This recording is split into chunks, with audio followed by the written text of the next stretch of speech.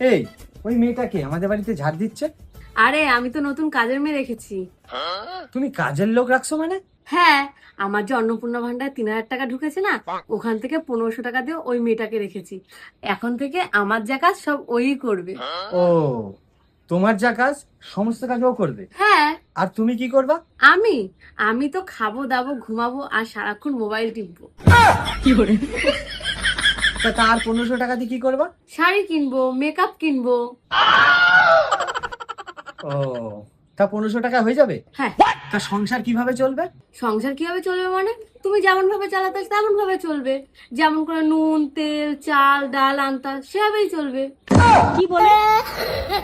তাহলে তোমার আর কোনো কাজ নাই, তাই তো?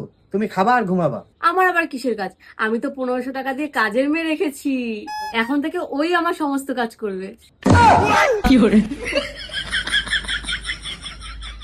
যাই হোক, আমি অফিস থেকে এসেছি, আমার এক গ্লাস জল দাও। 1 গ্লাস জল? আমি জল দেবো কেন? 1500 টাকা দিয়ে কাজের মেয়ে রেখেছি, ওই তোমাকে জল দেবে। এ টুম্পা, দাদাবাবুকে 1 গ্লাস জল দে দেখি।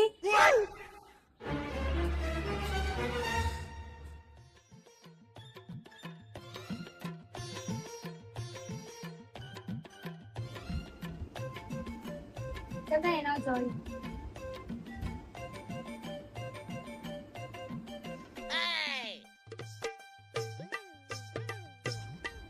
এই, এক কাপ চা দাও তো। চা? চা আমি করবো কেন? 1,500 টাকা দিয়ে কাজের লোক রেখেছি, ও তোমাকে চা করে এনে দেবে। এ টুম্পা, দাদাবাবুকে 1 কাপ চা দে তো। চা ও করে দেবে? হ্যাঁ, আর শোনো, এখন থেকে যা যা দরকার পড়বে সব ওই কাজের মেয়ে টুম্পাকে বলবে, ও তোমাকে সব করে দেবে। আমাকে আর কাজের কথা বলবে না, আমি এখন রিলস দেখছি। এ না দাদা চা গ্লাসটা দাও। 3,000 টাকা পেয়ে তুমি খুব ভাব দেখাচ্ছ। হ্যাঁ, তোমার ভাব আমি দেখাচ্ছি, দাঁড়াও।